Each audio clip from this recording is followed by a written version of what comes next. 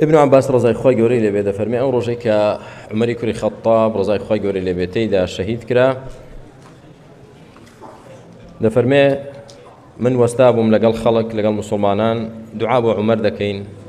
خوي قوري بردي ولاي خوي لسر تختك دريش كرابو پیاوێک لە پشت منەوە ئانیشتی لەسەر شانی مندا نابوو وتی يرحمك الله أي خوا رحمة بك عمر إن كنت لأرجو أن يجعلك الله مع صاحبيك من هالرجاء موابو هر أميد موابو أمل موابو خواي قورا تو لقل دوها ولكد دابنه دوها ولكي عمر چێبوون بريتيبون لا بيغمبري خو عليه الصلاة والسلام وچه أبو بكر بوچي وادا فرمي دل من أميدم هروابو تولا قلدوها ولا كذبي چونك دا فرمي لأني كثيرا ما كنت أسمع رسول الله صلى الله عليه وسلم يقول كنت وأبو بكر وعمر وفعلت وأبو بكر وعمر زور لبيغمبري خوام دبيست عليه الصلاة والسلام كذا يفرمو منو أبو بكر وعمر وابون منو أبو بكر وعمر وامان كرد ها الأمر حديث كتير بري کە پێغەمبەری خوا عەلەیهی سەڵات وسەلام باسی کرد مانگایەکە ئاور دەداتەوە لەو کەسەی کە سوار پشتی بووە دەڵێ من بۆ ئەوە دروست نەکراوم گورگەکە ئاور لە شوانەکە دەداتەوە قسە دەکا پێغەمبەر عەلەیهی سەڵات وسەلام فەرمووی من و ئەبوو بەکر و عومەر باوەڕمان بەوە هەیە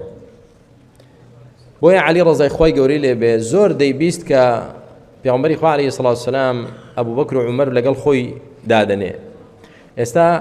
پێغەمبەری خوا عەلەیهی سەڵات وسەلام و ئەبوو بەکر ڕۆیشتون لەو سیانەیەکی چێن ماوە کە عومەرە ئەویش وتی ئومێدم وابوو گومانم وابوو کە خوای گەورە دەتخاتەوە پاڵ و هاوڵەکەت فإن كنت لأرجو أن يجعلك الله معهما فالتفت فإذا هو علي بن أبي طالب فالمكا أورم دايوه سيرم كرشي أم دعاء دكا أم قصي دكا علي كر أبي طالب أم حديث بلغيلة سرشي دليل على محبة علي بن أبي طالب رضي الله تعالى عنه للفاروق عمر بن الخطاب دليل على محبته له ودليل على علو مكانة عمر عند علي رضي الله تعالى عنهما ودليل على شهادة علي لعمر بأنه